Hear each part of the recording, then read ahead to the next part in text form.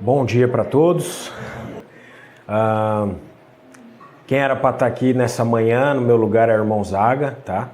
O irmão Zaga teve um problema de saúde, de pressão, mas ainda assim o irmão quis dar um forte abraço para todos e deseja o irmão que o Espírito Santo esteja atuando entre nós esses dias. É o que nós queremos também. E antes de mais nada, né, vamos orar pelo irmão Zaga, para que o Senhor abençoe onde quer que ele esteja nesse momento, que o Senhor esteja com ele, recuperando a saúde dele, né? Amém. Senhor, nós nos lembramos do irmão Zaga, o Senhor esteja cuidando dele, Senhor. Se foi o Senhor que o teceu ainda no seio de sua mãe, o Senhor conhece, Senhor, cada célula do corpo dele. Ó Senhor, nós pedimos, Senhor, regule essa questão da pressão do irmão, esteja agindo ali dentro do corpo do irmão, que o irmão possa ainda, como já foi orado aqui, servir ao Senhor por muitos e muitos anos ainda. Nós declaramos a Tua bênção sobre a vida dele, sobre a família dele, abençoe a irmã Luzia, dê todo o suporte necessário para o irmão e que quanto antes ele possa estar recuperado, Senhor, que nós pedimos e desejamos ao Senhor, em nome de Jesus. Amém. Amém. Deixa eu fazer uma pergunta aqui. Quem leu todos os textos, pode levantar a mão, por favor. Olha só. Dessa vez foi bem melhor que o acampamento anterior, né? Acho que no acampamento anterior tinha sido a média de três pessoas. Pedi para levantar de novo. Levantar de novo, todo mundo que leu. 1, 2, 3, 4, 5, 6, 7, 8, 9, 10, 11, 12, 13, 14, 15, 16. Ó, graças a Deus. Graças a Deus. Que bom, que bom. Então, eu ia pedir para todos abrirem as Bíblias. 2 Crônicas, capítulo 21. 2 Crônicas, capítulo 21, os versículos que nós vamos ler essa manhã, os versículos de 1 a 20, tá? O texto de Crônicas, escolhi esse texto, está melhor do que o texto de Reis. Nós vamos nos centrar apenas nesse texto para falar do primeiro rei desse acampamento, né? Alguém lembra aqui quem foi o último rei? Josafá foi o último rei do último acampamento. Nós começamos com Saul, né? Fomos de Saul até Josafá. Então hoje, nosso personagem vai ser o filho de Josafá, que é Jeorão. Então, ia chamar vocês para lermos esses 20 versículos juntos. Pode ser? Quem já achou? Quem não achou, vai encontrando a gente no meio do caminho. Vamos ler juntos? Descansou Josafá com seus pais e foi sepultado com eles na cidade de Davi, e Jeorão teve irmãos, filhos de Josafá: Azarias, Jeiel, Zacarias, Azarias, Micael e Cefatias. Todos esses foram filhos de Josafá, rei de Israel. Seu pai lhes fez muitas dádivas de prata, ouro e coisas preciosas, e ainda de cidades fortificadas em Judá. Porém o reino deu a Jeorão, por ser o primogênito. Tendo Jeorão assumido o reino de seu pai e havendo-se fortificado, matou todos os seus irmãos à espada, como também alguns dos príncipes de Israel. Era Jeorão da idade de 32 anos quando começou a reinar, e reinou 8 anos em Jerusalém.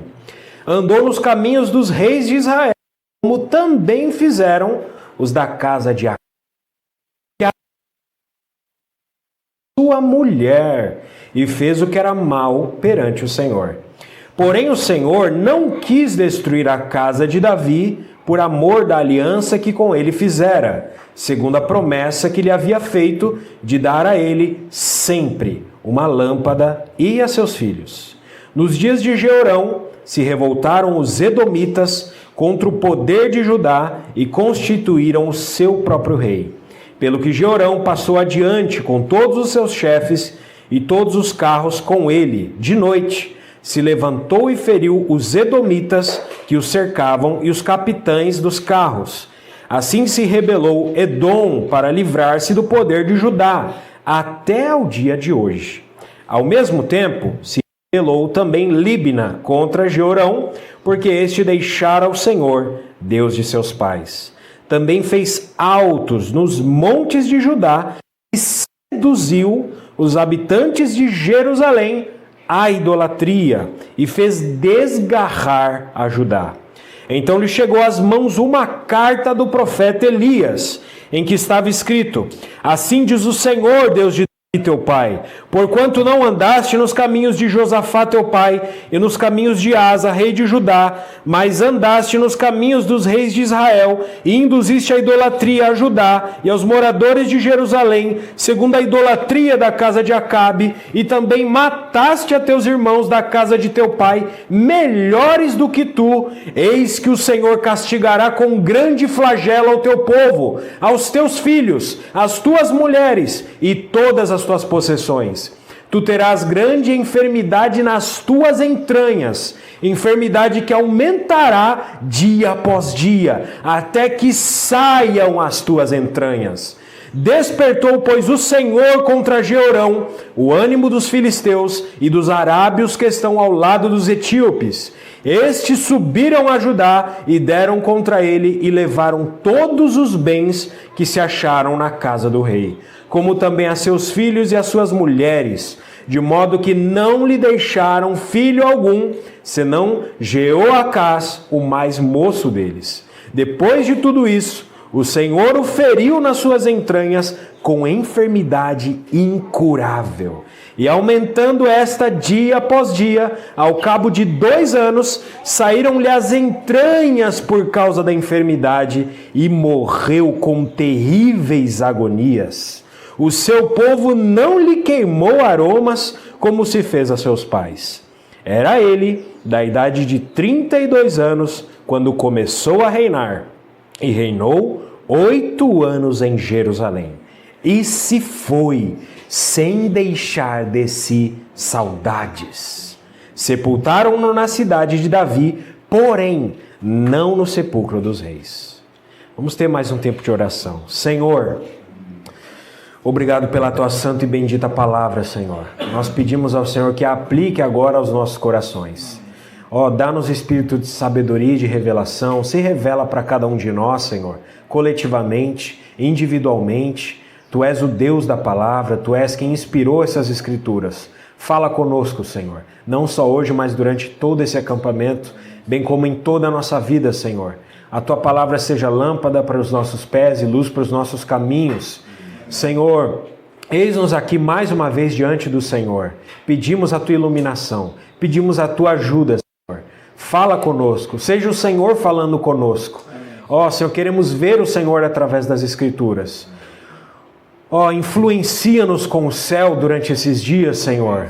Desce o céu aqui para esse lugar nesses dias. Senhor, queremos estar debaixo da Tua influência, debaixo do Teu agir, Senhor. Vem, Senhor. E também cessa todas as demais influências. Senhor, não queremos pensar mais no mundo, nas coisas que ficaram para trás. Senhor, queremos ver estes exemplos desses homens e mulheres na Tua palavra. Absorver aquilo que é bom para nós. Amém. E jogar fora aquilo que não serve para nós. Fala-nos nessa manhã, em nome de Jesus. Amém. Amém. Então o rei de Judá que nós vamos ver, né? Mais uma vez falando, é Jeorão. E se você está notando, o nome de Jeorão significa Yahvé é exaltado. Yahvé é exaltado. Esse é o significado do nome Jeorão. É um bom nome. É um bom nome, certamente. Talvez tenha sido escolhido pelo seu pai Josafá ou alguma outra pessoa que era temente a Deus para dar um nome como esse, né? Alguém temente a Deus pode ter aconselhado Josafá, olha, dá um nome do seu filho, um nome para o seu filho que diga alguma glória, alguma coisa do Senhor. Então, o rei Josafá, pai de Jeorão, apesar dos erros que ele teve no final da vida dele, né? Nós lembramos de alguns, ele confiou nos médicos mais do que no Senhor, ele fez a aliança com o rei ímpio de Israel, isso foi a ruína dele, mas no começo ele foi muito bem, o rei Josafá, muito bem. Então, apesar dos erros do final da vida dele, ele foi um grande rei em Israel.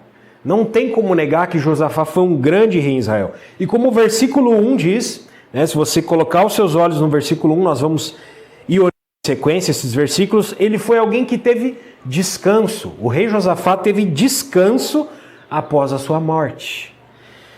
E foi sepultado na cidade de Davi, em Jerusalém, com os demais reis, os seus descendentes.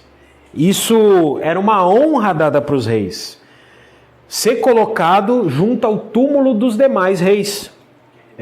Quando você, como um rei, era colocado no túmulo dos demais reis, isso significava o quê? Que você merecia ser lembrado.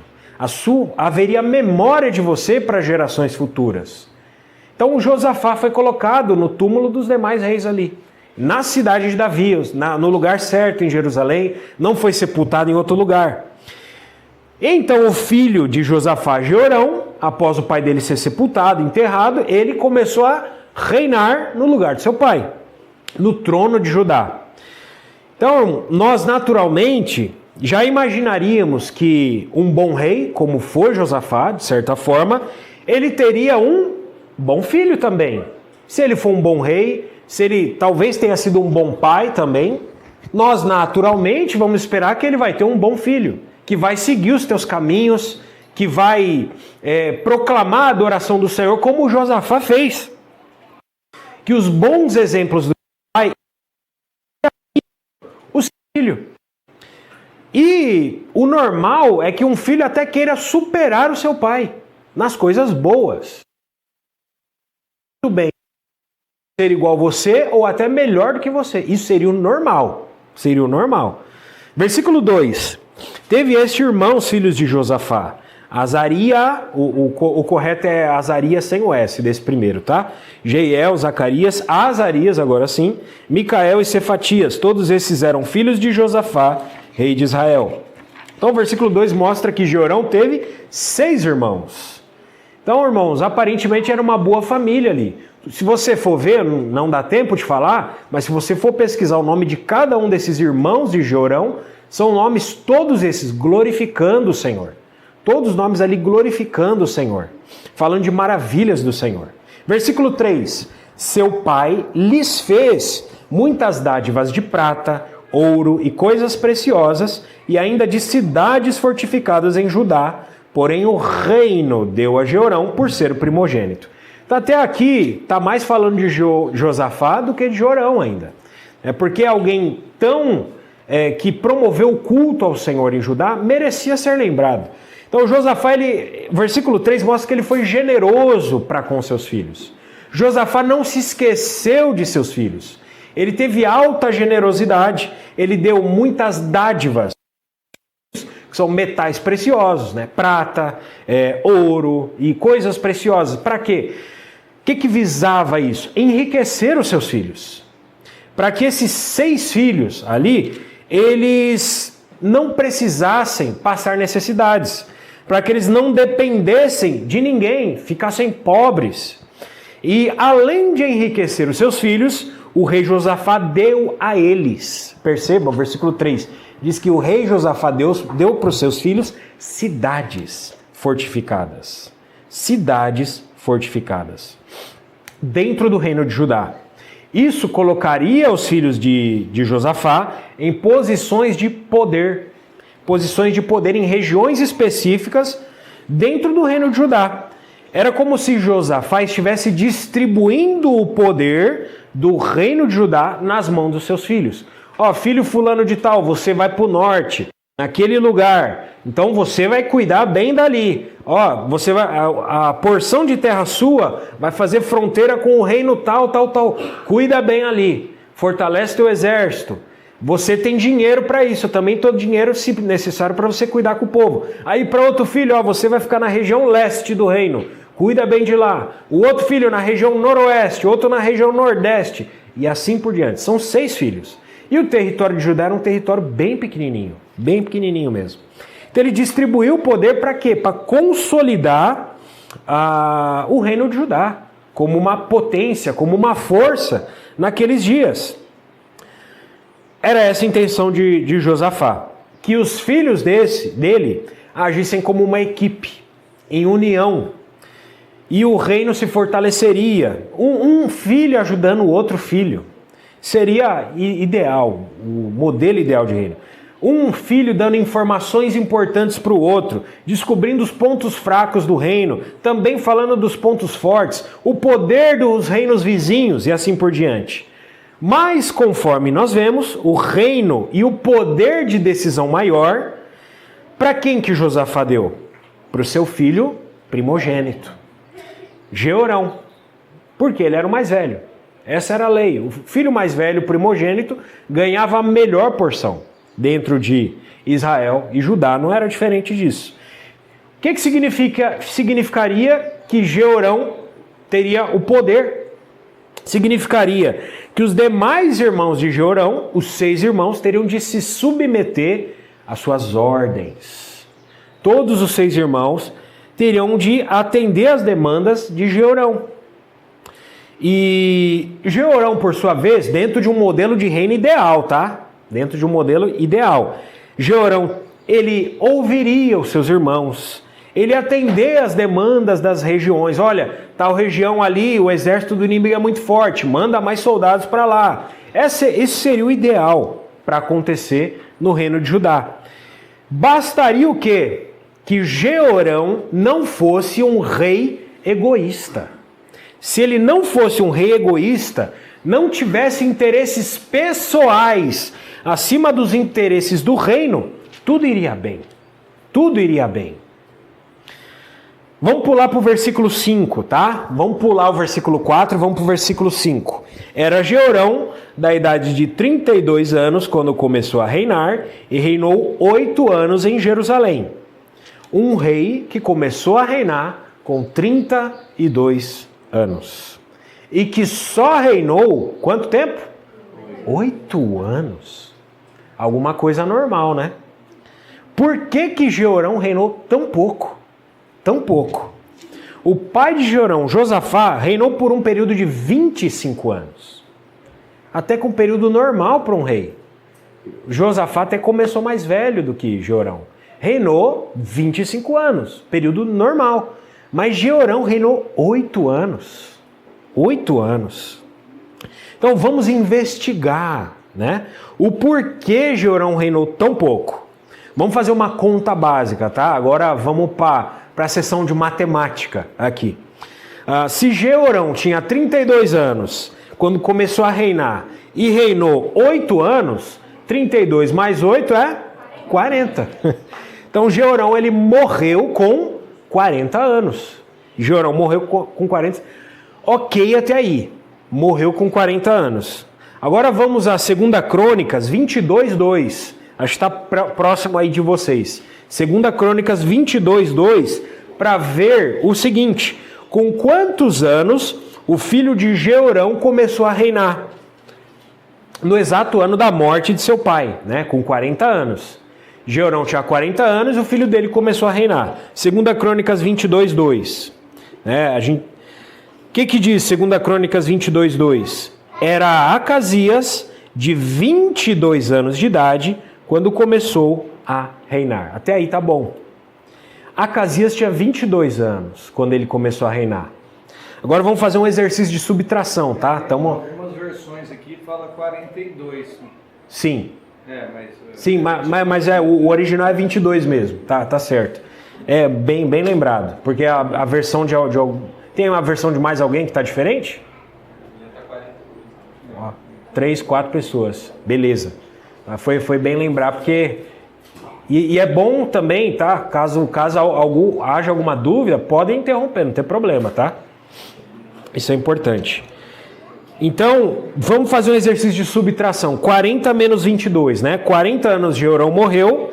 Acasias tinha 22 quando começou a reinar. Quantos anos Jeorão tinha quando Acasias nasceu? 18. Exatamente. Apenas 18 anos. 18 anos. Agora mais uma conta. Quantos anos Jeorão tinha quando a mãe de Acasias ficou grávida? Se um bebê demora 9 meses para nascer, então Jeorão tinha por volta dos 17 anos. 17 anos quando a sua mulher ficou grávida.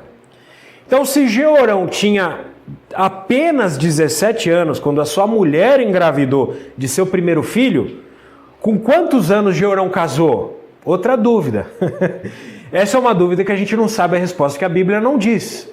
Mas, seguindo a ordem natural das coisas, devia ser por volta de 15 a 17 anos. De 15 a 17 anos, quando Jeorão casou. Extremamente jovem. Extremamente jovem. Então agora vamos sair um pouco da matemática, tá? E a gente vai para outra disciplina, a neurobiologia. Vamos para a neurobiologia agora. Um jovem da idade entre 15 a 18 anos. Quem aqui tem entre 15 e 18 anos, levanta a mão. Ah, tem uma galerinha boa aí. Eu levantei a mão porque eu tô com muito mais. Passei do dobro disso. Então, um jovem entre 15 e 18 anos, ele ainda não tem o córtex pré-frontal pronto. O que é isso? É uma parte do cérebro, tá? Pronto não significa que não está formado. Está. Isso já sai da barriga da mãe, pronto. Mas ainda não está maduro. Maduro. O que é córtex frontal, né? É uma região do nosso cérebro que é responsável pelo quê? Quem quiser anotar, anota aí. Eu vou falar pausado. O córtex pré-frontal é responsável pelo autocontrole. Mais uma vez, autocontrole. Segundo, avaliação de consequências futuras. Avaliação de consequências futuras. 3. Freios morais e sociais. Freios morais e sociais. 4. Planejamento de longo prazo. Planejamento de longo prazo. E 5. Resistência à pressão emocional e social. Resistência à pressão emocional e... Irmãos, que um jovem dessa idade, por estar ainda em formação da maturidade do córtex pré-frontal, tem instabilidade nas emoções. As emoções são instáveis. Então vai haver falta de controle. Vai haver falta de controle. Vai errar escolhendo coisas sem medir as consequências.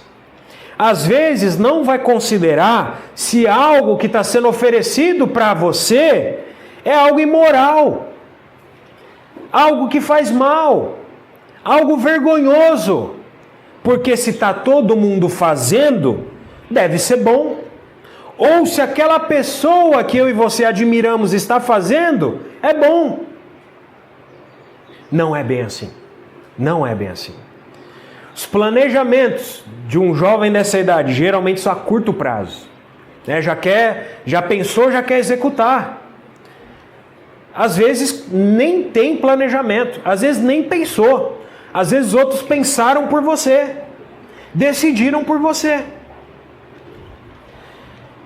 E quando muitas vezes pessoas insistem que você faça algo, um jovem dessa idade às vezes acaba cedendo à pressão.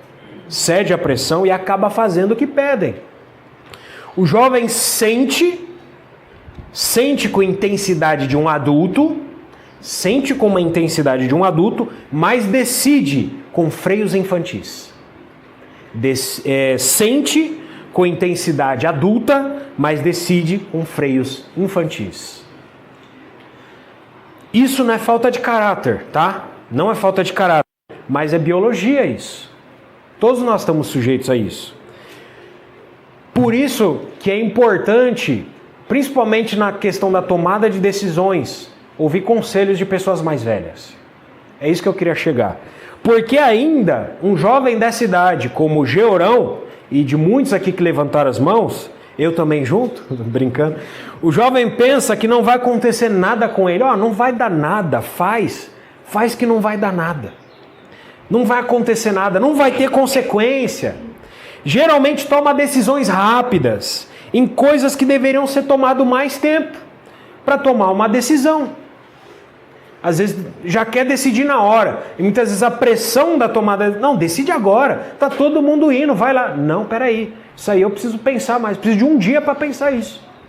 Preciso de horas para pensar isso. Não vou decidir agora, preciso pensar melhor. Peraí, tem muitas coisas que eu preciso pensar em todas as consequências disso. Então, o jovem nessa idade também, existe uma síndrome de achar que sabe tudo. Achar que sabe tudo e dispensa ouvir conselhos, porque acha que sabe tudo. Às vezes, eu vou ouvir um conselho, tá? Vou ouvir um conselho. A escuta de quem? De uma pessoa que sabe que vai concordar com aquilo que você quer. E um conselho tá bom, não precisa de mais de um. Às vezes é essa a situação. E muitas vezes o conselho bom vai ser daqueles das pessoas que nós não gostamos. E o jovem dessa idade tem uma confiança inflada. Isso é biologia, tá? Isso é biologia, não é coisa de gente chata, não. E eu falo que eu tomei más decisões nessa idade. Tá? O jovem tem uma confiança inflada, bate no peito. Não, vai dar nada não, vamos lá. O cérebro jovem busca validação intensa nessa idade. Validação. Precisa de... mais agora com rede social. É validação intensa. O jovem nessa idade teme rejeição social. Tá todo mundo fazendo, eu vou ficar sozinho. Eu vou dar um testemunho para vocês, tá? Eu acho que eu tinha talvez 16 anos. Na minha escola que eu tava, eram poucos alunos, uma escola particular, né? Nessa época. Cada ano eu trocava de escola, tá? E todo mundo queria ficar. Todo mundo queria ficar nessa época. E eu também queria. Mas eu me guardei puro a minha vida toda pro Senhor. E às vezes eu até mentia. Para tentar ficar no gosto da galera, né? Mas teve um dia, com 16 anos, que teve 2 aulas vagas na escola, né? Você vê, era uma escola particular, hein? E todo mundo falando, não, hoje todo mundo vai ficar com todo mundo aqui. Eu fui pro banheiro. Me escondi no banheiro e fiquei no banheiro durante o período de 2 aulas vagas, chorando e orando ao Senhor. E morrendo de vergonha quando eu saí. Mas eu me guardei pro Senhor. Eu não sabia o que falar. E muitas vezes você, nessa idade, não vai saber o que falar. Às vezes a gente não tem cabeça suficiente, argumentos suficientes para termos o que falar. Então é hora de fugir. José fugiu. Talvez vocês precisem fugir. Então, nessa idade, muitos de nós tendemos a confundir elogio. Muitas vezes as pessoas nos elogiam. Nós achamos que as pessoas que nos elogiam são fiéis a nós, são leais a nós, são nossos amigos porque nos elogiaram. Mas a mesma pessoa que nos elogiou pode estar falando mal daqui a pouco de nós nas nossas costas. Muitas vezes o jovem nessa idade confunde sedução com amor. Confunde apoio momentâneo com aliança segura. A pessoa fala, eu sou teu amigo, eu vou ser teu amigo para sempre. Olha, eu tive tantas pessoas que falaram isso para mim, que nenhum deles está do meu lado hoje. Então, muitos dos nossos amigos, das nossas amizades, nós achamos que são amizades que vão durar para sempre. Mas não vão. E eu digo, o único amigo fiel a nós é Jesus. O único que nos suporta do jeito que nós somos e que trabalha para nós melhorarmos dia a dia é Jesus. Quando homens enganarem vocês, quando te passarem para trás, te abandonarem, Jesus vai estar lá te esperando. Então, o córtex pré-frontal, numa idade como essa, nas mulheres, tá? Nas mulheres, ele se torna maduro por volta dos 23 a 25 anos. Mas nos homens, por volta dos 30 anos. Por volta dos 30 anos. E eu queria falar algo aqui, o Fabrício comentou acerca da música, que a música não é neutra. Por que que a indústria da música é voltada para os jovens? Jovens de que idade? Entre essa, que o córtex pré-frontal não está pronto. Para que você aceite tudo que sugerirem. Para que você abandone a sua fé. A música secular, a música do mundo, que visa degradar você, te tornar uma pessoa imoral, distante de Deus, distante dos mais velhos, distante da igreja, distante de tudo, aquilo que pode te ajudar. Ela vem para te influenciar nessa idade. E não só a indústria da música. Eu vou pegar agora o exemplo de grupos terroristas. Lá na faixa de Gaza, o Hamas. Que idade de jovens que eles colocam arma na mão, metralhadoras. Jovens homens de 13 anos, 14 anos, 15 anos. Por quê? Porque o jovem nessa idade tem a confiança inflada. Ele não teme consequências. E aí ele vai e se joga, coloca bomba em si e se joga para matar os outros. Porque eles sabem que se pegar pessoas maduras, a pessoa madura vai pensar mais, vai raciocinar mais. Talvez decida por algo diferente. Não vai pegar alguém mais velho, porque o córtex pré-frontal já está pronto, já está maduro. Satanás quer vocês. Satanás deseja usar vocês dentro de uma fogueira dele, do mundo. E tudo é preparado para os jovens. Tudo que Satanás faz é para influenciar os jovens. Mas eu digo que um jovem que se entrega para o Senhor na sua juventude vale mais do que 1000 jovens lá fora. O efeito no mundo espiritual de um jovem consagrado ao Senhor é muito maior do que 1000 jovens que se entregam para o mundo. Nós estamos no feriado de carnaval.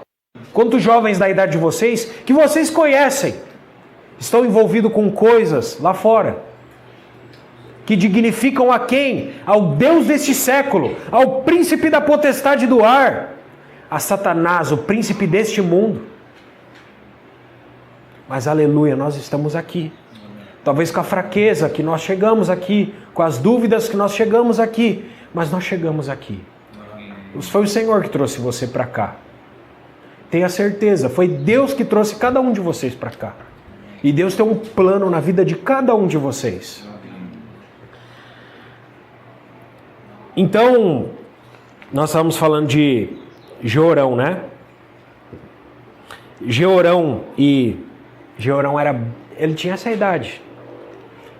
E se envolveu em coisas de extrema responsabilidade. Outro detalhe interessante, só voltando, sobre um jovem dessa idade, agora falando dos jovens homens, tá? Vou olhar para esse lado aqui, para eu falar isso. Mas que as irmãs saibam, tá? Não é porque é para eles que vocês não devem saber. Deve saber porque é importante também, e vocês vão saber por quê. Um jovem homem nessa idade, como Jeorão tinha, existem fatores hormonais que influenciam muito um jovem nessa idade, como a testosterona. Um jovem entre 15 a 20 anos, os níveis de testosterona masculina são bem elevados. Bem elevados. Mas também bem estáveis. Os hormônios são bem estáveis. E quando se associa tudo isso, um jovem nessa idade masculino, ele está buscando por status, está buscando por dominância. É meio que algo incontrolável, tá? A testosterona de um jovem dessa idade, ela aumenta a sensibilidade dele à recompensa, reduz a percepção interior dos riscos. Por isso que eu falei que os terroristas dão metralhadora na mão de jovens dessa idade. E intensifica o desejo sexual. É intenso, é muito intenso nessa idade. E também a competitividade. Um jovem homem nessa idade é extremamente competitivo, porque tem muita testosterona. Só que a testosterona, ela não causa maldade, mas ela reduz os freios. Então, talvez seja mais difícil frear alguma coisa ali que o hormônio está pedindo para os jovens homens. Agora, como um jovem dessa idade reage ao sexo oposto? Como eles reagem a vocês, irmãs? Neuropsicologicamente, para um jovem dessa idade, de 15 a 18 anos, uma mulher não é apenas uma atração sexual, mas para um jovem dessa idade é uma validação da identidade dele. Ele está buscando validar a identidade dele como homem. E também para ele é uma confirmação de masculinidade e também de status social. Porque quem é que não sabe de histórias, né? Infelizmente tem bastante jovens, vai lá, tem contato com uma mulher e depois sai contando para todos os outros homens. Por que isso acontece? Porque ele está buscando isso. Ele está buscando essa validação. Ele está buscando o status da masculinidade dele. E isso, mais ainda especialmente, se a mulher for para o jovem homem mais velha, segura de si, influente, admiradora, sedutora ou uma mulher estrategista. Isso deixa o jovem homem maluco. Nos níveis de testosterona, o hormônio vai lá em cima. O cérebro jovem tem uma noção irreal. Agora, isso tanto para homens como para mulheres. E por que eu falei isso para as irmãs, que as irmãs precisam saber? Porque vocês conseguem manipular eles fácil.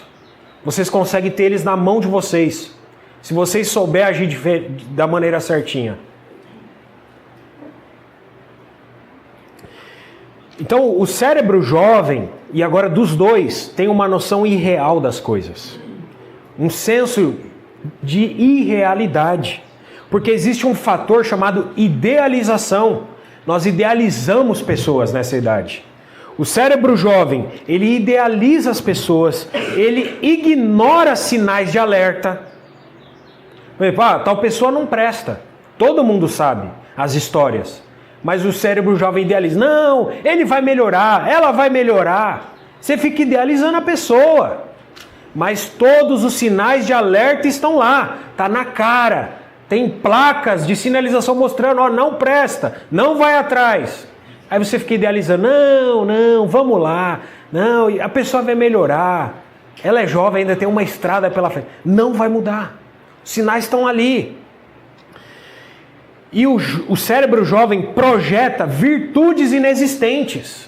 Você acha, não, fulano é tão calmo, fulano é tão bondoso. Você projeta coisas irreais. Depois você convive com a pessoa mesmo, você vê que o cara mansinho que você acha, ele é o cara mais cruel e raivoso do mundo. Você só conhece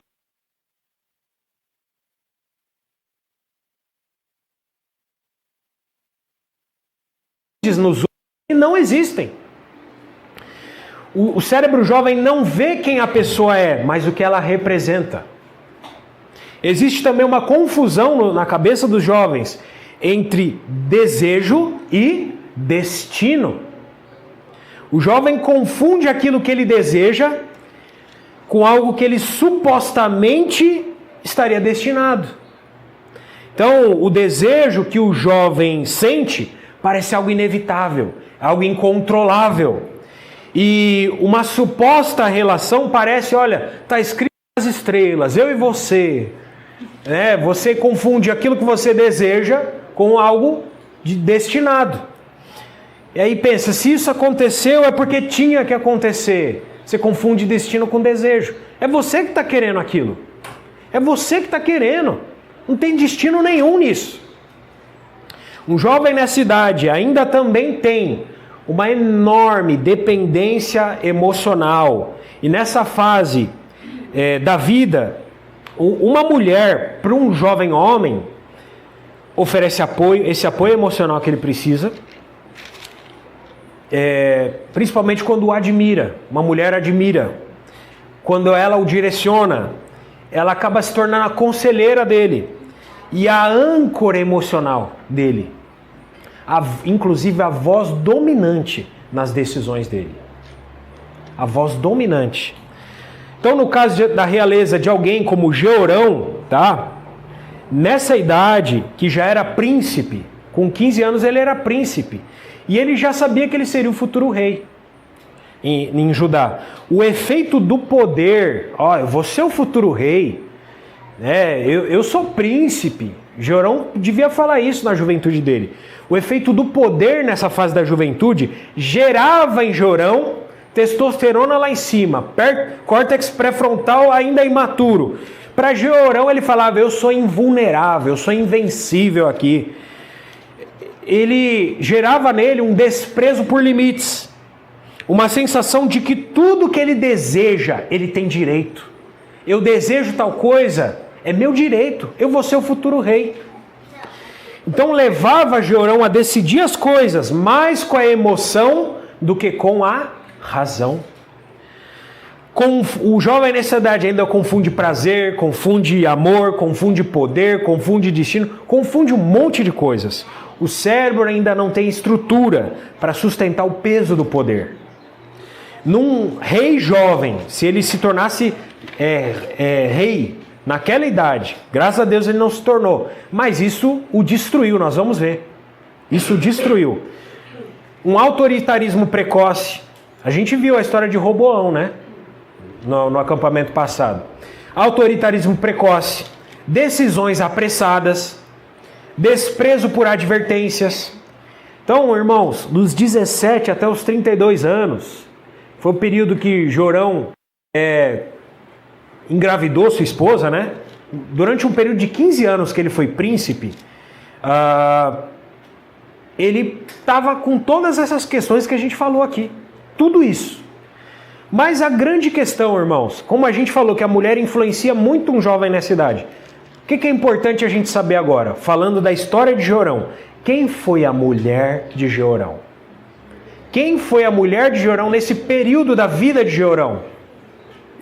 A mulher de Jeorão foi Atália, filha de Acabe e filha de Jezabel. Versículo 6, agora de 2 Crônicas 21. Andou nos caminhos dos reis de Israel, como também fizeram os da casa de Acabe. Por quê? A resposta está aqui. Porque a filha deste era sua mulher, e fez o que era mal perante o Senhor. Então, irmãos, os caminhos falam da conduta de uma pessoa, por onde ela anda, o que ela faz. Jeorão andou não nos caminhos do seu pai, Josafá, mas nos caminhos dos reis de Israel. E por que ele andou nesses caminhos? Porque a filha de Acabe era a mulher de Jeorão. E essa filha de Acabe, que devia ser uma mulher toda segura de si, uma mulher influente, uma mulher sedutora, deve ter deitado e rolado sobre Jeorão. Se tornou como um boneco manipulado nas mãos da filha de Acabe. Versículo 4 agora, voltando. Veja o que aconteceu com o reino de Judá. Versículo 4. Tendo Jeorão assumido o reino de seu pai e havendo-se fortificado, matou todos os seus irmãos à espada, como também alguns dos príncipes de Israel. Jeorão, após ficar 15 anos como príncipe, que ele era príncipe, mas sendo manipulado 15 anos e influenciado por sua mulher, filha de Acabe, veja a loucura que ele fez quando assumiu o reino. Ele matou os seus irmãos mais novos. Era irmão dele, irmãos de sangue dele. ele matou todos os seus irmãos. E além dos seus irmãos, o texto diz, do versículo 4, dos príncipes de Israel. Pessoas importantes, pessoas influentes das tribos de Israel. Nos países vizinhos de Judá, essa prática era comum. Matar possíveis concorrentes ao reino para se consolidar sozinho no poder. Mas em Judá não era para ser assim. E não houve nenhum rei após Davi começar a reinar, que tentou matar os seus irmãos. A lei de Deus diz, não matarás. Mas para ignorar uma lei desta, como Deus deu, a âncora do coração de Jeorão já não estava mais fincada na palavra de Deus, mas em outro lugar. Ou melhor dizendo, em outra pessoa. A filha de Acabe. A âncora emocional de Jeorão era sua mulher. Versículo 7. Porém o Senhor não quis destruir a casa de Davi por causa da aliança que com ele fizera, segundo a promessa que lhe havia feito, de dar a ele sempre uma lâmpada a seus filhos. Então, irmãos, apesar da má atitude de Jeorão, o Senhor tinha feito uma aliança com Davi, lá tempo atrás. E por isso, Deus, que com certeza está virado, um Deus santo está virado, ele não destruiu ali na hora o reino de Judá. Porque Deus poderia ter descido fogo do céu e destruído tudo. Deus irado, destruído tudo. Mas Deus não destruiu, por amor à aliança que ele havia feito com Davi. Mas aquela atitude de Jeorão teve sérias e graves consequências diante de Deus. E o pecado tem sérias consequências diante de Deus. Sempre o pecado tem consequências. As consequências, versículos 8 a 10. Quais foram as consequências? Versículo 8. Nos dias de Jeorão, se revoltaram os edomitas contra o poder de Judá e constituíram o seu próprio rei. Pelo que Jeorão passou adiante, com todos os seus chefes e todos os carros com ele, de noite. Se levantou e feriu os edomitas que o cercavam e os capitães dos carros. Assim se rebelou Edom para livrar-se do poder de Judá, até o dia de hoje. Ao mesmo tempo se rebelou também Líbina contra Jeorão, porque este deixara ao Senhor, Deus de seus pais. Os edomitas eram um povo vassalo do povo de Judá. Havia um país vizinho chamado Edom, da onde vinham os edomitas, eles eram vassalos do povo de Judá. O que é você ter um povo vassalo seu? Significava o seguinte, que os edomitas trabalhariam, trabalhariam nas suas fazendas, etc., e um pouco do fruto daquela fazenda ia vir para o seu reino. Eles iam trabalhar para você, para eles, mas uma parte ia vir para você. Você ia poder explorar os recursos minerais, qualquer recurso daquele povo seria seu. Eles não tinham nem rei. Judá não deixou nem os edomitas terem reis.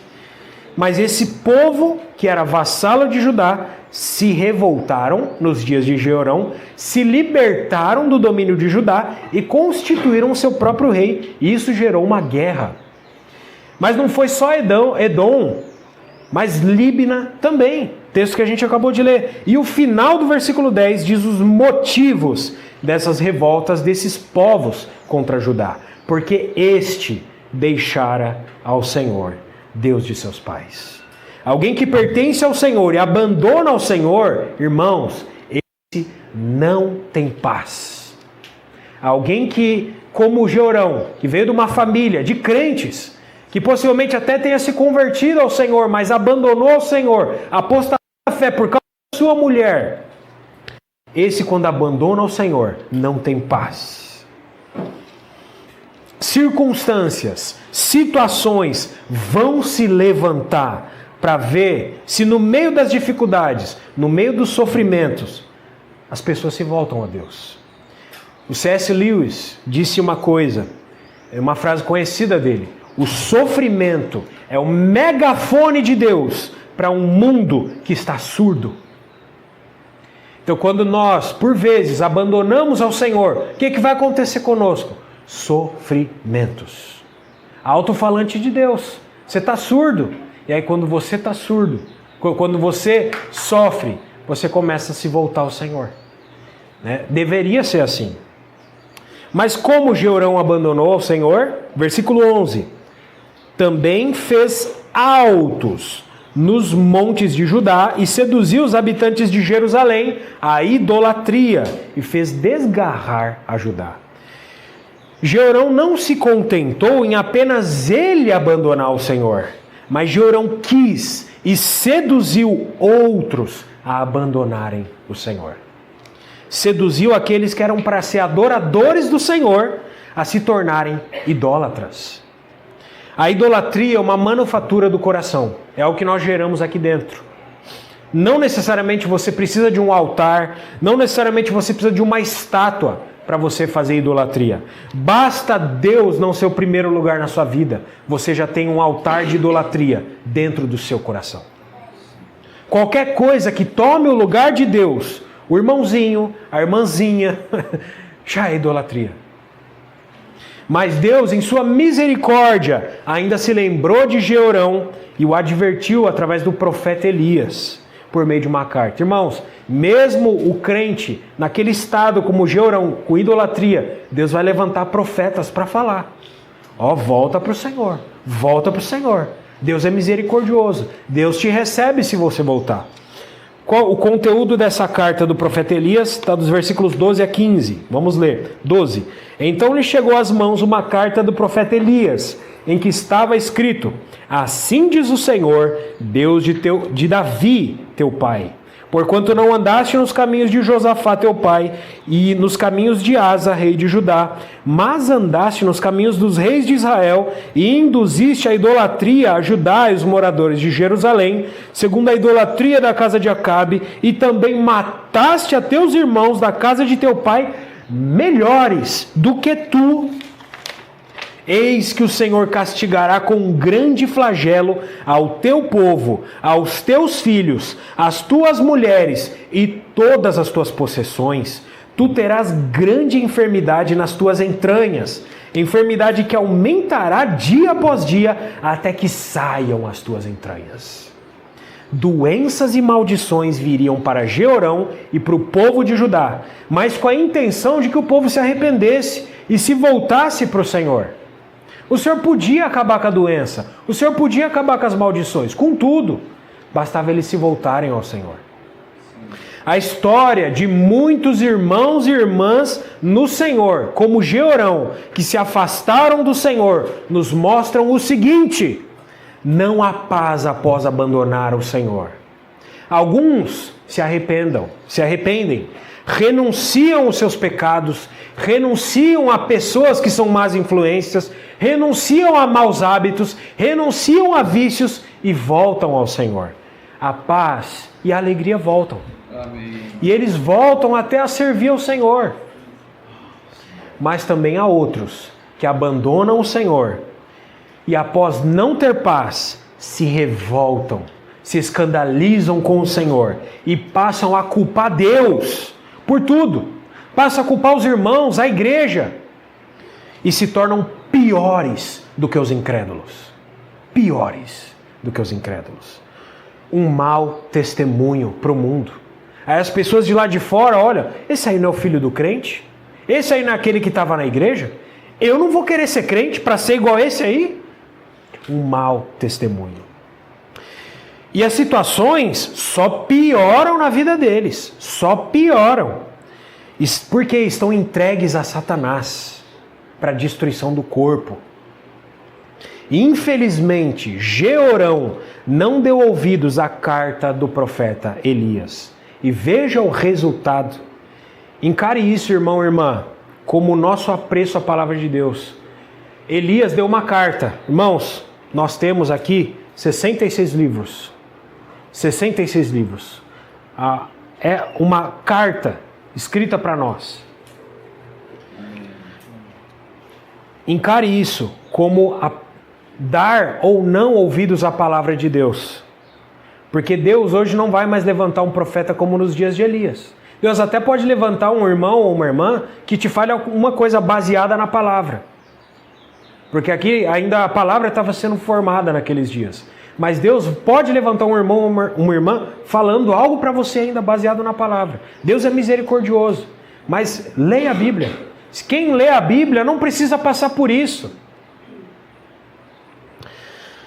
Não dar ouvidos à palavra de Deus gera aqui resultados. O que gerou de resultado com Jeorão?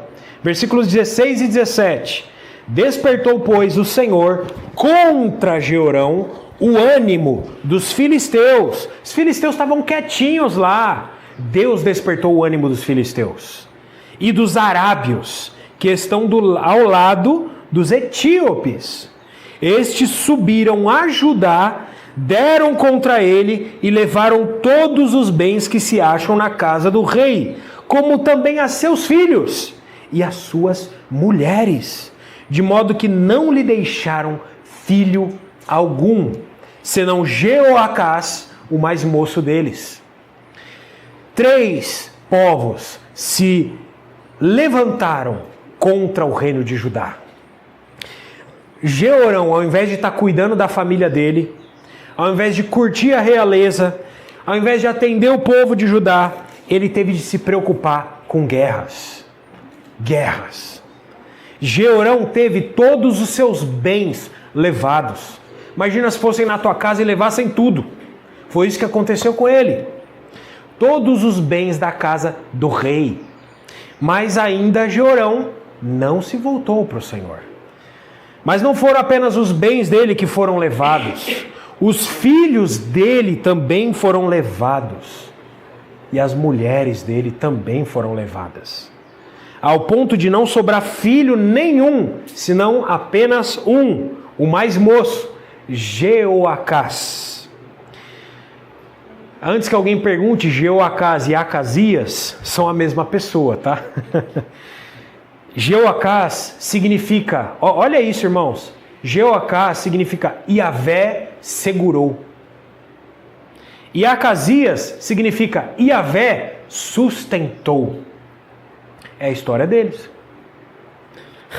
É a história deles. Jeoacás, Iavé segurou. Os outros filhos foram levados, mas Jeoacás, Deus segurou. O texto não diz aqui que, agora falando das mulheres, que todas as mulheres foram levadas. Então a filha de Acabe ficou. Podia levar ela, né? Deixava alguma outra, mas logo ela ficou. Logo ela ficou. Como a gente vai ver mais tarde em outra mensagem desse acampamento. Mas os sofrimentos de Jeorão não pararam aí, irmãos. Para o perverso, diz o Senhor, não há paz. Versículos 18 e 19. Depois de tudo isso, o Senhor o feriu nas suas entranhas, com enfermidade incurável. E aumentando essa dia após dia, ao cabo de 2 anos, saíram-lhe as entranhas, por causa da enfermidade, e morreu com terríveis agonias. O seu povo não lhe queimou aromas, como se fez a seus pais. Os bens foram levados, ele não se arrependeu. Os filhos foram levados, ele não se arrependeu. As mulheres foram levadas, ele não se arrependeu. Então veio uma doença que o feriu nas entranhas. Uma enfermidade incurável. E esta enfermidade, o texto diz, que ela aumentava dia após dia. Imagina você ficar doente. E essa doença que você pegou aumenta dia após dia. Se coloca no lugar dele. Dia após dia, adoecendo mais. Dia após dia, mais dores. E dia após dia, Jeorão não se arrependia. Jeorão ficou sofrendo nos 2 últimos anos do seu reinado, dessa enfermidade que aumentava dia após dia. Foram 2 anos infernais na vida de Jeorão. E em determinado ponto dessa doença, saíram para fora as entranhas de Jeorão. Algo nojento. Imagina, sair para fora as entranhas. A doença era tão terrível que rompeu a pele, rompeu os nervos, rompeu os músculos e as entranhas saíram para fora, ficaram visíveis. Bom, essa é a palavra de Deus.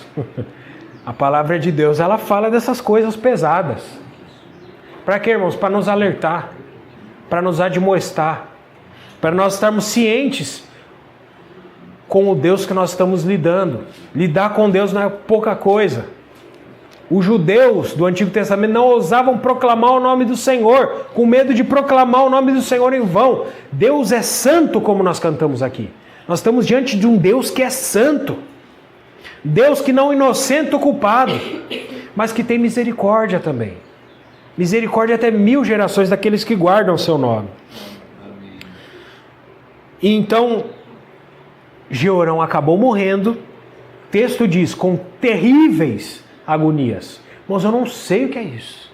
A gente talvez tente imaginar, mas imagina sentir isso. Morreu sentindo terríveis agonias. O resultado da vida e das escolhas de Jeorão foram que o povo de Judá, no final, nem o reconheceu.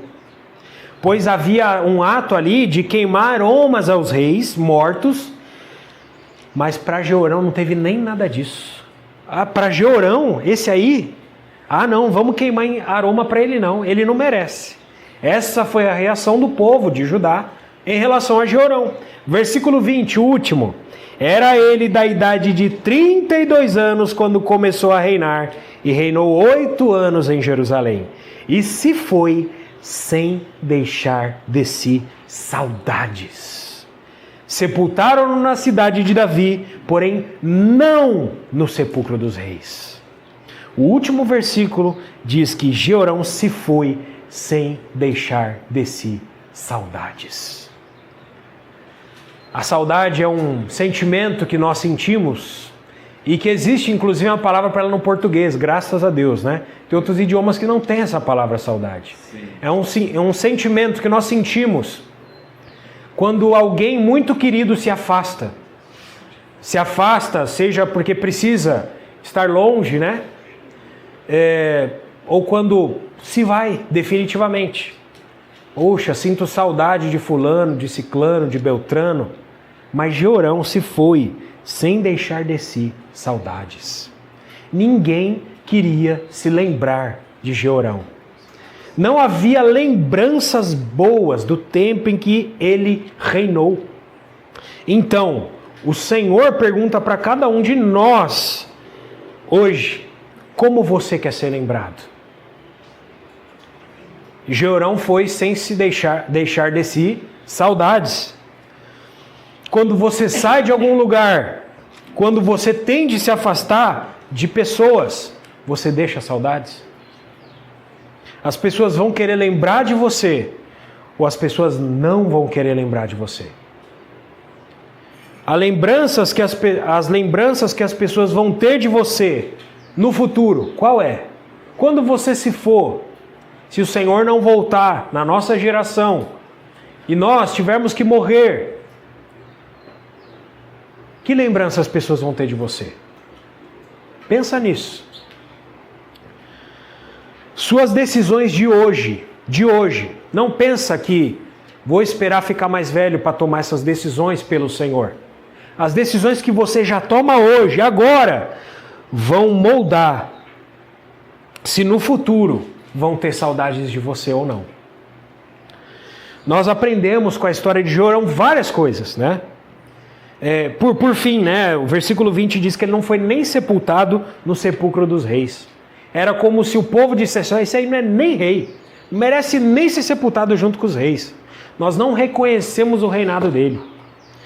Então, o que a gente aprende com essa história? Que acesso, uma pessoa te acessar, acesso pode se tornar influência. Influência pode se tornar dependência. E dependência pode se tornar exigência. Acesso. Cuidado com quem tem acesso à tua vida. Cuidado com as pessoas que te acessam. Não vale a pena ser amigo de todo mundo. Tem pessoas que simplesmente não merecem a nossa amizade. Tem pessoas que não contribuem, que não ajudam em nada. Tem pessoas que só vale a pena nós termos contato com elas para pregar o evangelho para elas. Mas para estar junto, caminhando junto conosco, compartilhando a intimidade, não. Não, temos que dizer não. Acesso gera influência. Influência gera dependência. E dependência gera exigência. Uma hora essa pessoa, talvez que deu acesso, vai estar te exigindo coisas. Coisas as quais vão destruir a tua vida para sempre. Jeorão aceitou-se casar-se com a filha de Acabe. Ele poderia ter dito não. Não, pai, eu não vou casar com essa mulher. Deixa aí para os meus irmãos, se eles quiserem, mas eu não. Eu não quero casar com essa mulher. Mas ele aceitou casar com a filha de Acabe. Ele deu acesso a ela e se tornou dependente dela. Nós também aprendemos com a história de Jeorão que más alianças moldam destinos. As alianças que nós fazemos hoje moldam os nossos valores hoje. E esses valores moldam os nossos destinos. E mais, as nossas decisões morais têm efeitos geracionais. O pecado raramente termina no indivíduo. As consequências foram para Jeorão perda de bens, filhos e mulheres levadas. Um reino enfraquecido. O erro de um líder se multiplica na história. Também nós aprendemos que as advertências ignoradas, Elias escreveu uma carta para ele.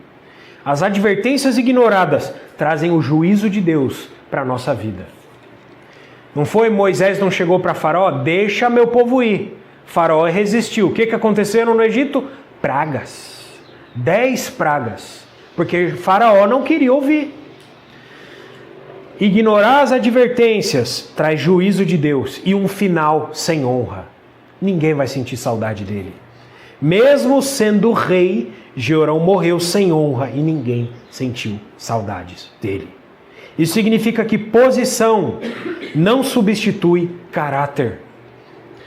Mas ainda assim a misericórdia divina ainda persiste, apesar do fracasso humano.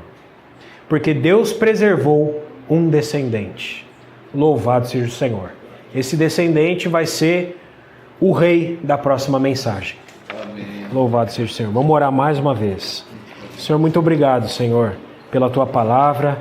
Nós louvamos e agradecemos ao Senhor pelas Tuas advertências. E nós declaramos aqui nessa manhã, Senhor, nós não queremos ser como Jeorão. Livra-nos de ser Jeorão, Senhor. Ajuda-nos, Senhor, na nossa tomada de decisões. Ajuda-nos, Senhor, a consultar pessoas mais velhas. Ajuda-nos, Senhor, a perceber as nossas deficiências, as nossas falhas, as nossas inconstâncias, as nossas instabilidades emocionais, Senhor. Nos ajuda a ver que nós não estamos prontos, que nós ainda não estamos maduros. Ó, Senhor, assim como o Senhor esperou 30 anos para começar o seu ministério, Senhor, ajuda-nos, Senhor, a esperar o momento certo na nossa vida para cada ação, a ouvir conselhos dos outros para tomada de decisões. Senhor, nós não somos senhores de nós mesmos. O Senhor é o nosso Senhor. O Senhor é o dono da nossa vida. O Senhor merece que tomemos as melhores decisões. Senhor, nós somos teus. Quer pois vivamos ou morramos, somos do Senhor. Louvado seja o Senhor. Amém.